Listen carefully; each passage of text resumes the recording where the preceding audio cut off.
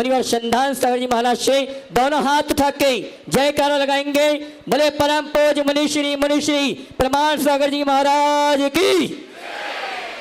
गुरुवर के चरणों में नमोस्तु करते हुए आज लाल घाटी के इस जैन नगर के इस ऐतिहासिक पंच कल्याण के पावन मंच पर यह शंका समाधान का सत्र अपन प्रारंभ करते हैं उनके आशीर्वाद से कि गुरुवर की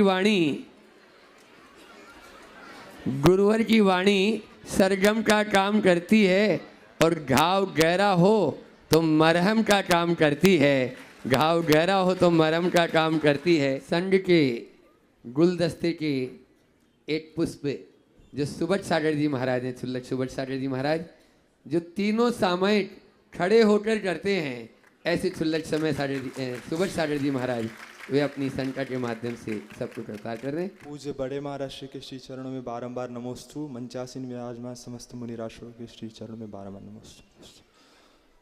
महाराज श्री, जब एक विद्यार्थी घर में रहता है तो घर वाले उसे डांटते हैं, टोकते हैं। ये कहीं ना कहीं उसके जीवन में एक सुधार के लिए या संतुलित बनाने के लिए एक अच्छा प्रयास कह सकते हैं। लेकिन जब वही विद्यार्थी बाहर पढ़ने के लिए जाता है तो वहाँ उसे कोई ना डांटने वाला होता है ना टोकने वाला होता है, तो उस समय वो अपने जीवन को कैसे संतुलित करे और डांटना और टोकना जीवन में कितना आवश्यक है, इसका समाधान। नमस्ते। बहुत अच्छा सवाल आप लोगों के लिए महाराज ने उपस्थित किया है, क्योंकि महाराज के कोई बाल बच्चे तो हैं नहीं। समझ गए ना, ये सवाल आप लोगों के लिए किया है ना। तो ये बहुत अच्छी बात है।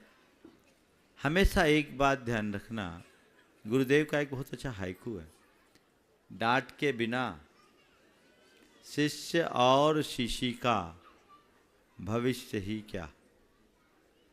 शीशी में डांट न लगाओ तो तेल बाहर निकल जाएगा, और शिष्य को डांट न लगाओ तो खेल बिगड़ जाएगा।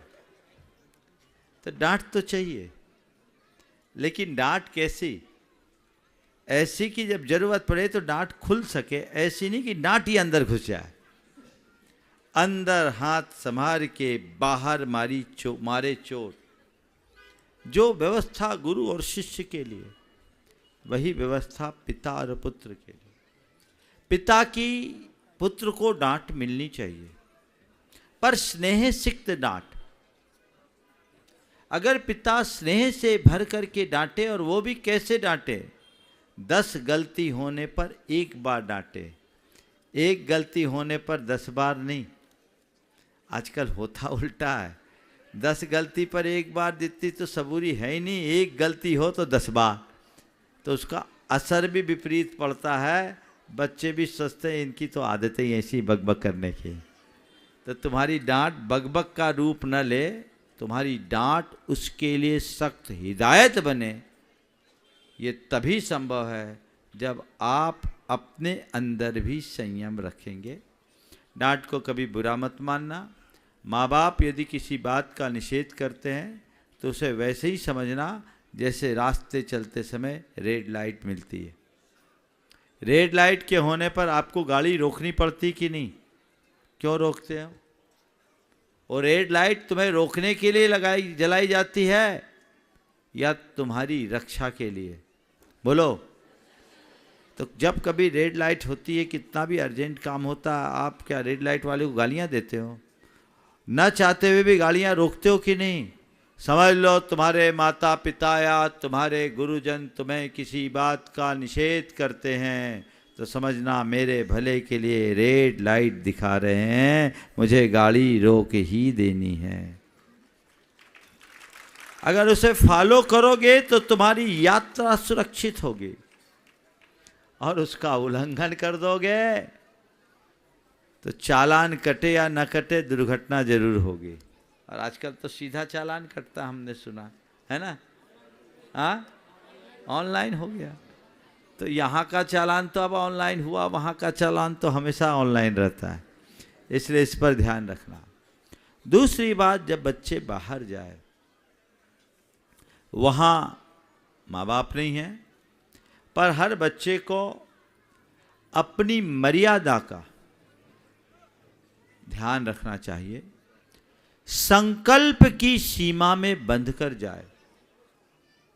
बच्चों को बाहर भेजने के पूर्व उसे गुरुओं के पास ले जाकर एक लक्ष्मण रेखा के बीच भेजे, उसे इस हिदायत के साथ भेजे कि तुम्हें जो करना है करना, लेकिन इस लक्ष्मण रेखा का कभी उल्लंघन मत करना।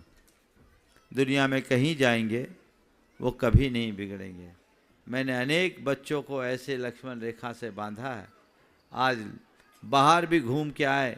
ये हर्ष बैठा, इसकी बेटियां लंदन जा रही थी। ये बहुत चिंतित था। महाराज खड़े हो जाओ थोड़ा सा। ये चिंतित था कि महाराज डर लग रहा है, बिटिया की इच्छा है लंदन जाके पढ़ाई करने की, और मैं भेजना भी चाहता हूँ पर डर लगता है बिगड़ न जाए। हम बोले चिंता मत करो, मेरे पास लेके आओ, मैं देखता हूँ। मैंने उससे बात की और उसे एक सुरक्षा कवच के घेरे में भेजा। मैंने कहा इसे अपनी लक्ष्मण रेखा बनाना। आज बिल्कुल सुरक्षित आ गई। और मैंने उससे पूछा कि मेरे द्वारा दिए गए संकल्प तुम्हारे काम में आए कि नहीं।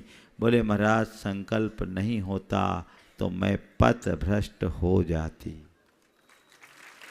तो ये संकल्प में बांधना बहुत जरूरी है। मैं 7 संकल्प देता हूँ, सब गुरुजन देते हैं।